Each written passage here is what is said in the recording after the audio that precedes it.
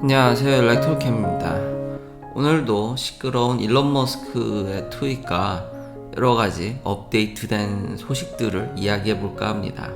테슬라가 FSD 베타의 이 스마트 서먼, 이제 이게 리버스 서먼이 올해 안에 된다라는 얘기가 있습니다. 뒤에 지금 10.69.3 요게 이제 업데이트 되기 시작했거든요.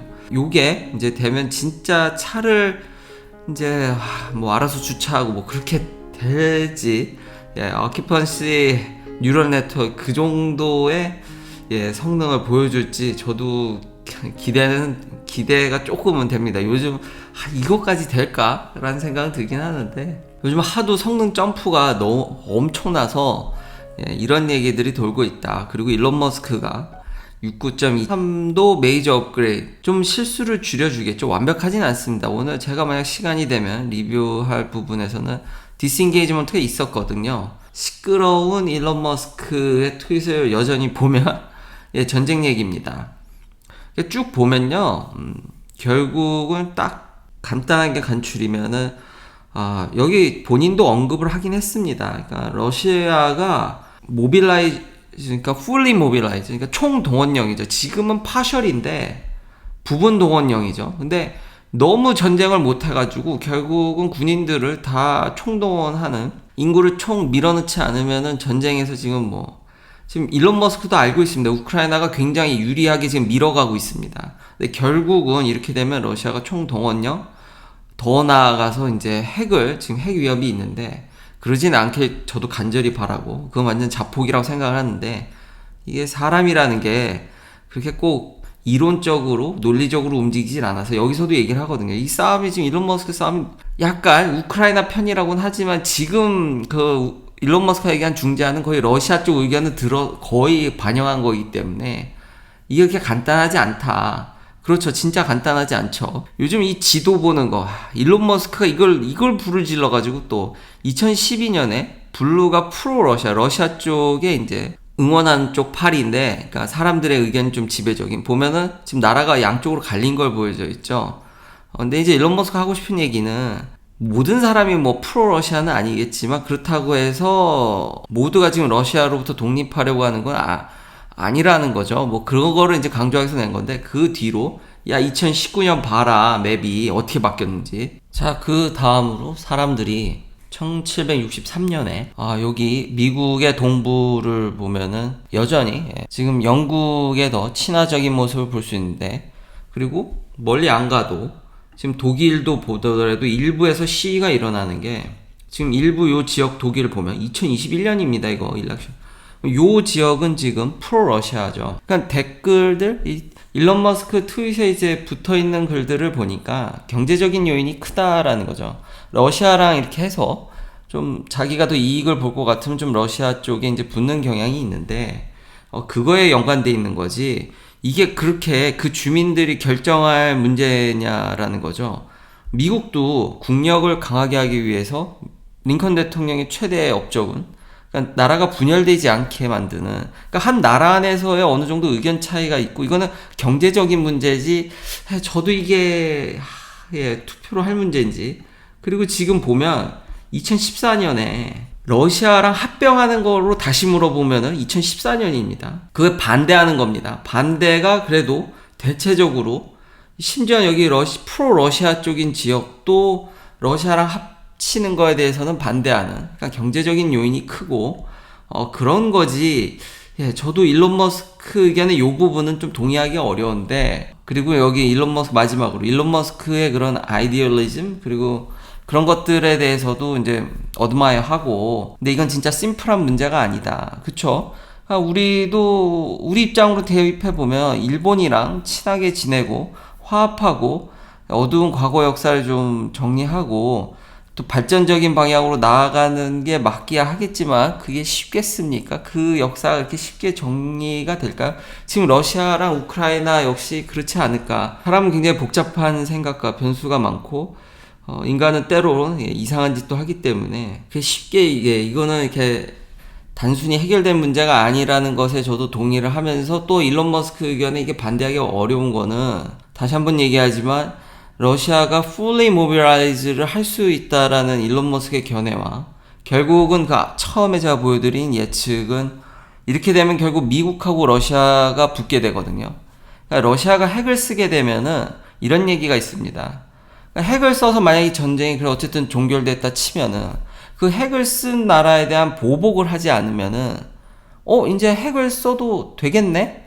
라는 분위기가 형성되게 되면서 우리 그 한국의 윗나라부터 해서 핵을 지금 사실상 이제 상임이사국은 아니지만 이제 보유하려거나 그냥 보유하고 있는 나라들의 행동에 어떤 파장이 일어날 확률이 있죠. 써도 되나 보다.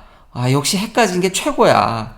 그렇기 때문에 이번에 핵을 쓰게 되면은 어떻게 해서든지 다시는 이런 일이 일어나지 않도록 어느 정도 서방 국가엔 그런 게 공감대가 있겠죠.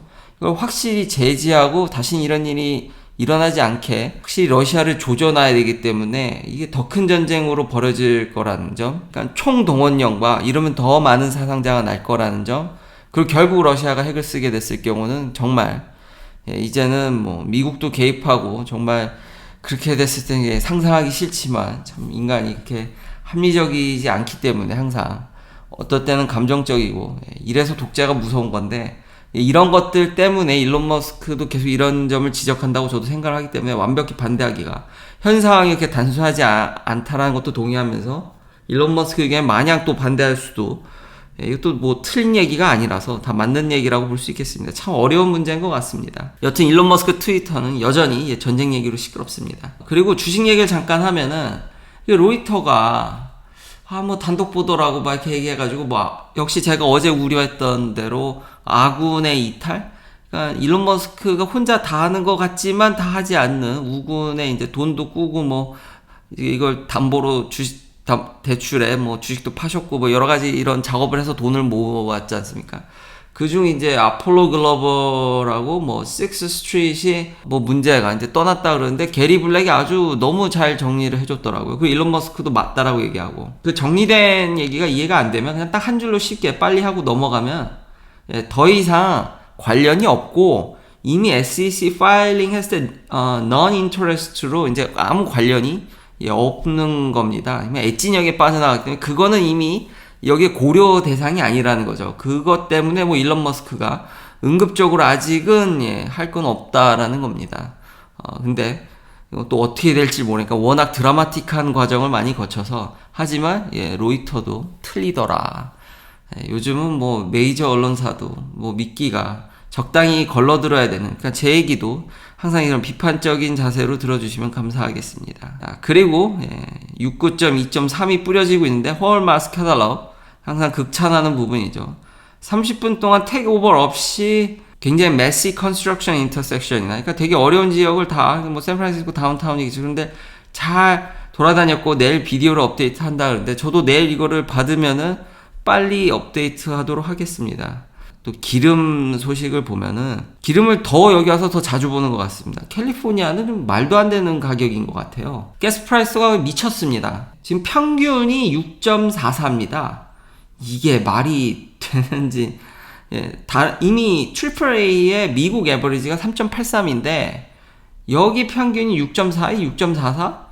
이거 뭐 역대급 하이를 찍었다고 그러는데 여기 다 세금 때문에 그렇죠. 캘리는 하와이 다음으로 미국 본토에서는 사실 제일 비쌉니다. 평균적으로. 그래서 일부 지역은 뭐 7달러도 찍었는데 감이 안 오시면은 그냥 지금 환율도 미쳤는데 1갤런이 3.785리터거든요. 8달러를 그 이제 리터로 환산하고 환율을 곱해야죠. 근데 암산으로만 해봐도 그냥 4리터로 치고 8을 좀 나눠버리고 지금 환율을 해도 거의 뭐 2,000원 후반대죠. 만약 8달러에 가깝다라면. 지금 6달러 중반이기 때문에 이게 만만 가격이 뭐 지금 저게 평균이라는 겁니다. 그러니까 제가 있는 샌프란시스코라든지 베이에리아, 뭐 LA, 서든 그러니까 비싼 지역은 더 비싸겠죠. 뭐 좀 나가면 더 싼 데가 있겠지만 뭐 물론 저하고는 관련이 없지만 제가 얘기했듯이 이게 뭐 오페이 감산한다 그러는데 이것도 제가 누누이 얘기했지만 이게 대대적인 투자를 하지 않으면요 생산량을 늘리기도 어렵고 뭐 줄이는 것도 그냥 짜투리 줄이는 거지 그걸 팍 줄이는 것도 어렵습니다. 지금 재투자를 안 하고 있기 때문에 이제 퇴역시키거나 이러면 이제 그런 거 안 하면 이제 감산하는 건데 결국 양은 그다지 변동되지 않는다라는 거죠. 근데 우리가 경제 발전을 하고 에너지가 더 많이 필요하기 때문에 결국은 보수하고 더 많이 만들어야 되는데 그걸 안 하고 있으니까 증산도 지금 현 상황에서는 증산도 어렵고 감산도 그렇게, 그러니까 여기는 굉장히 공급이 제한적이기 때문에 비탄력적 상품이다. 불만 붙여주면 그냥 팡팡팡팡 뛴다.